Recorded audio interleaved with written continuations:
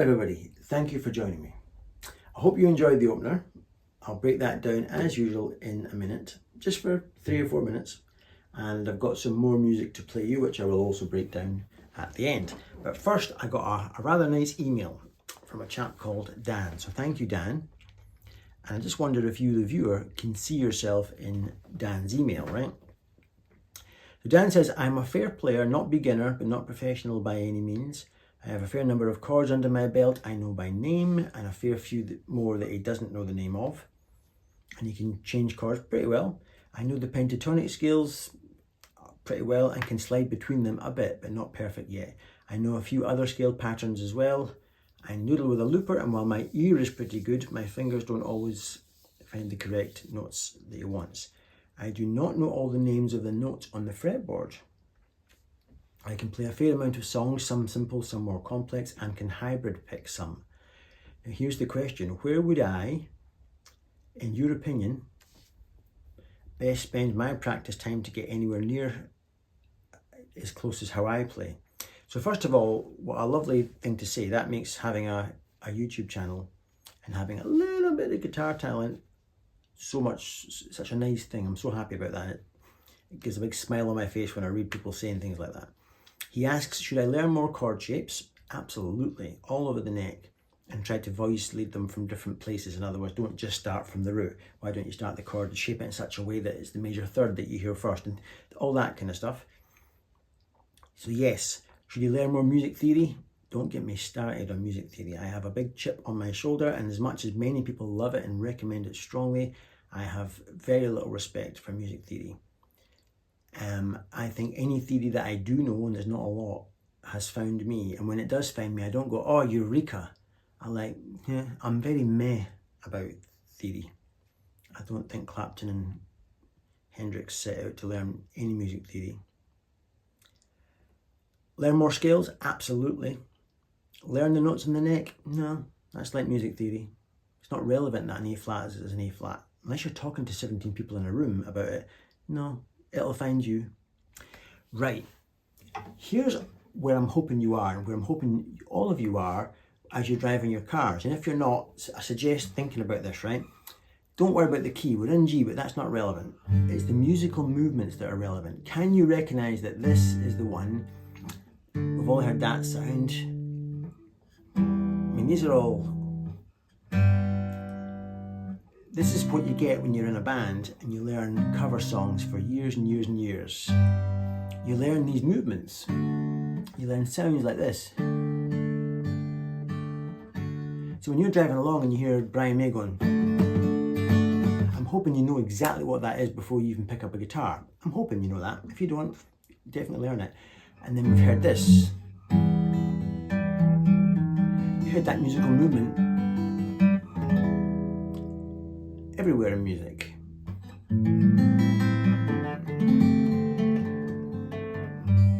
Right? That's where I'm hoping you're at. So if I'm driving along, I can hear these chords moving around in these places. I think, all right, he's got it in the mind, and oh yeah, that's, oh, I love when people do this. It's just, you should, I'm hoping you know that. You don't need to know, I mean, here's what I'm trying to get to now. I'm trying to recognize this type of stuff. But you don't need to know any of this. I feel I want to now know what that is.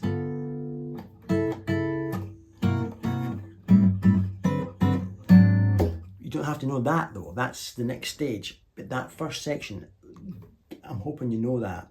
If you know all that and you can hear all these chords, you're off to a flying start. That's the basis.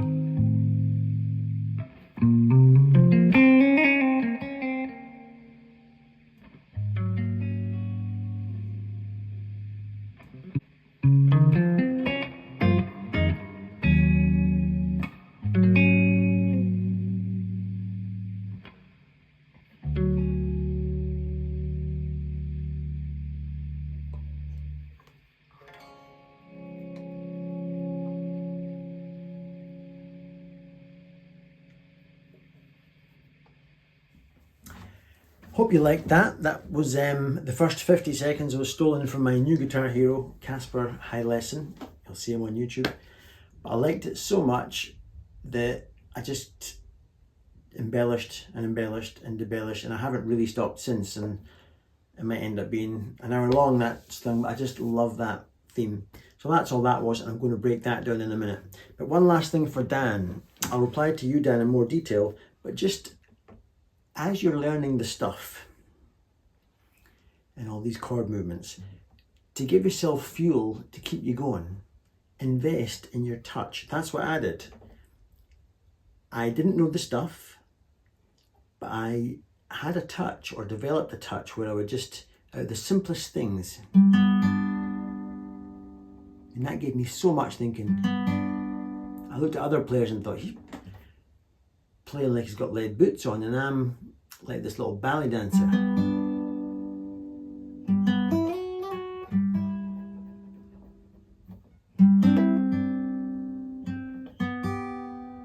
And that gave me so much, just investing in my touch, so that as the knowledge took bloody years to come, at least I was having a touch, and that fueled me. That's my tip of the day. Right, let's do the breakdowns. The chords first of all. A7. I'm playing it like that with my thumb over and just hitting the D and G strings. Like that. And then I'm going up to a B flat 13. These are just straight out the B flat chord. There's my B flat 7. A major third, A brother. But when you add this note, the 6th note, to a 7th, 6 plus 7 equals 13. Apparently they call it a 13 chord. So a straight A7 to B flat 13, and that's the vamp. Basically the whole thing is ripped off and stolen from, or the inspiration stolen from that song Robin Ford does, How Deep in the Blues. Watch Robin Ford Rock Palace. Probably the best single guitar performance I have ever seen in my life. It just blows me away when I watch that. Long story, How Deep in the Blues. That's this whole vibe. I just love it. I've been playing it, that type of thing, for a few years now. So that's the vibe. The actual lead I'm playing from scales, but I don't like to be dictated to from scales. So I'll need a pentatonic. I'll need maybe diminished.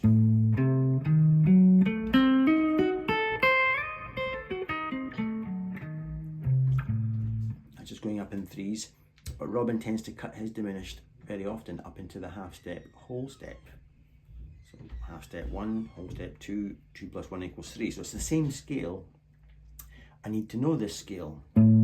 Half step, whole step, half step, whole step, half step, whole step, half step, whole step, half step, whole step, half step, whole step, half step, whole step, half, whole half.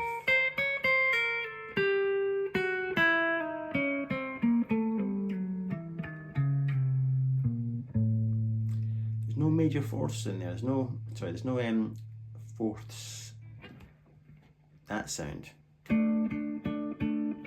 That isn't in that scale. That's relevant in a minute, right? So there's no D notes in that scale. I miss out the D. That's relevant in a minute. I miss out the D.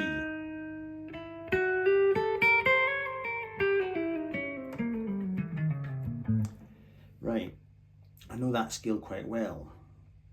But then there's this other sound that I hear in my head, because I don't like to be dictated to by scales. So I'm hearing, in my head, I want to play something Egyptian and Arabian sounding from the Far East. Apologies for insulting the Egyptians and the Arabians, because they're probably thinking, we've got completely different music cultures and the two are not similar, but in my little untrained Scottish ear, that sound is intriguing to me. So I'm hearing this a lot. Right, watch this.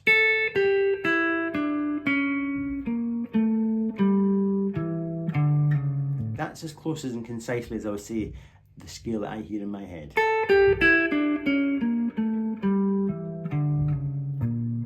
There you go. That's my version of what I would consider. And mixing the two together, the Arabian and the half step whole, it gives you the general sound. So, for example, to bring us in, I was doing, just setting the scene for that Arabian sound.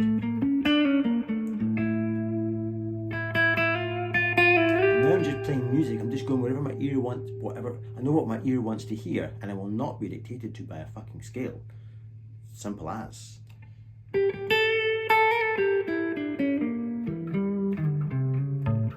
That type of thing. And then watch this, right?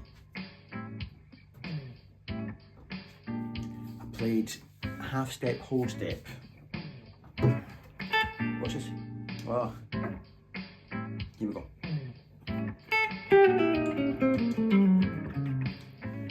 Just straight out of Robin Ford's half step, whole step concept. He said on the TPS show recently, just play the scale, just play the scale. It's a wonderful musical sounding scale, just play the scale. And I've long played the scale. I've done that a lot, just playing that scale. It's just so Robin Ford sounding, and I leave it up in the air. I don't resolve it to the root again, just leave it in the air, and it's a way of making the listener go, what was that scale? That's not in my vocabulary. So that was that, and then of course I came back in with this. So, watch this. So all that was just walking back up that, but I was mixing the two. I was mixing half step, whole step with Arabian. So far we're on half step whole.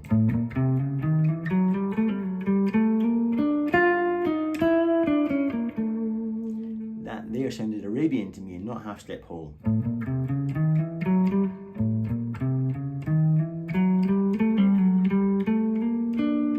That's me just referring to the fact that the band shifts momentarily to that B flat 7. And there's my Arabian. Then I went playing just little Arabian sounds. And here I'm not going to be dictated to by scales. I just know what I want to hear in my head. That type of sound. And then of course I stole a lick from Robin Ford, the song How Deep in the Blues. Watch this. Oh, and I've still not got it right because he's so good. Every time I try and rip the guy off, I come away with something that's not quite right, but something that's very pleasing nonetheless. So, straight blues. So far, straight blues, not impressive. But now watch this. What the hell was that? I mean, what the hell?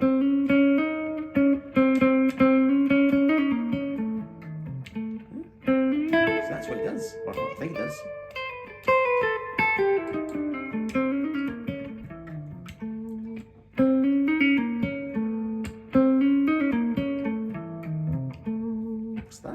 I love it, especially in the context of that groove going from A to B flat 7. Watch this. That's great. Deferring to that shift, just B flat 7. Back to A. He does that a lot.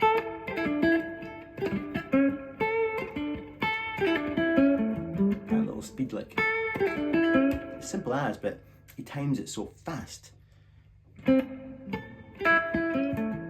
Watch this. I mean, that blew me away.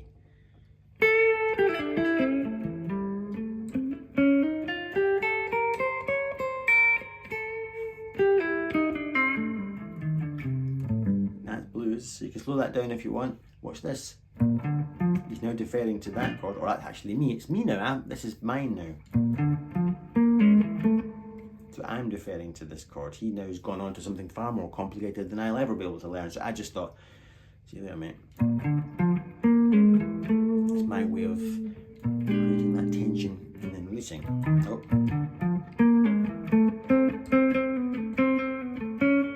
Again, just, I don't care what that is. My ear, I knew in advance I wanted to hear that sound. Just play drummers to get me up. That's just blues. Like that sound.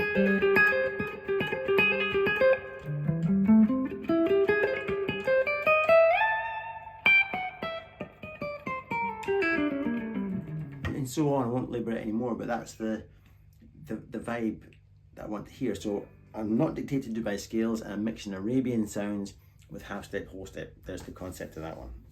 Just 1 chords, 4 chords and 5 chords in relative minors. Maybe a little diminished thrown in, but all the chords, like this one, have colours on them.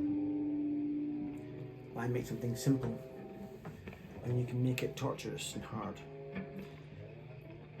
So my E flat, as he walks up E flat, he doesn't walk up in any normal way because Casper ain't normal. As soon as I heard him do that, bosh, subscribe. Just,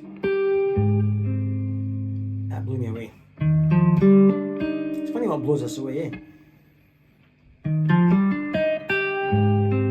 So I'm just getting that half step rub, walking up that version of the chord.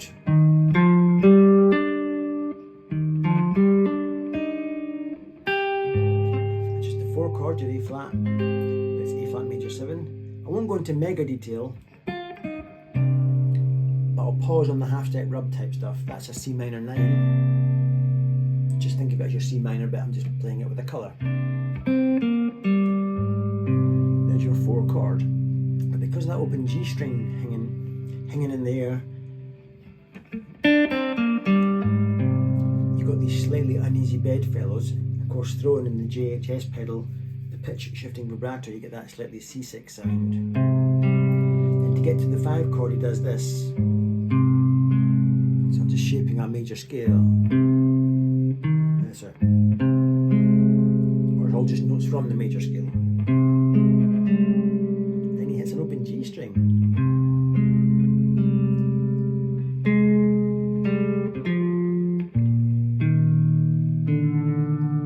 One more time.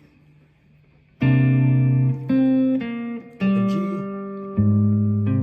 Fret the first 2 notes from your A flat. My pinky's now in the 6th fret of the D string. Open G. 3rd fret of the D string.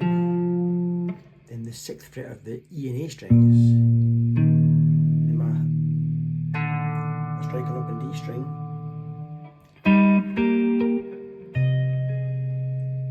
Then I won't pause on this bit so much. You can see my fingers, it's a hell of a stretch. Just walking back down normal chords down to the 1 chord. Just playing over the chords. This is the 1 chord to the 4 to the 5. I'll explain that one. There's your 5 chord. So I'm playing those notes, which would be from a B flat 7. But an open D string, so an open G string gives it the half step rub. My first finger on the 4th fret of the B string makes a suspended 4th. This is all Casper at this point. Can I unsuspend it?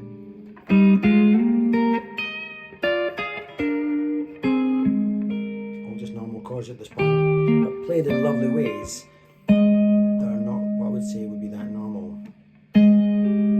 That's lovely. The minor. I won't labour that because you can see where my fingers are. To the 4 chord. Now we're on my territory. I made up all this. The half step rub coming in. That's me throwing up my wrist so I can get an open D string involved in that A flat. Then watch my 5 chords.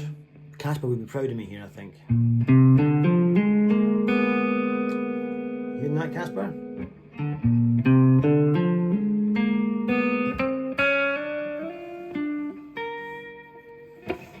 Then I think I went and did something funky. This is all me, I made this up. Yours truly made this up, this is mine. That wasn't it, I didn't make that up. That was Peter down the road.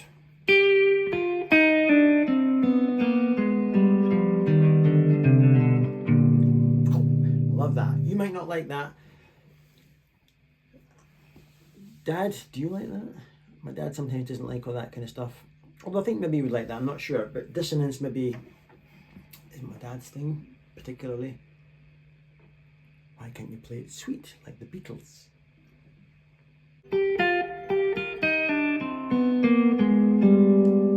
Open G string compared with the fretted note.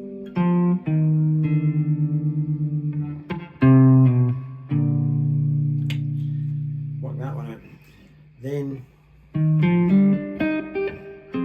all normal stuff. You've heard that a million times in rock and roll. That's just a C minor with it up a tone. Does that make it a 9? Then a bit of lead. Then another Paul Cook original. Watch this, how I go into that waterfall again.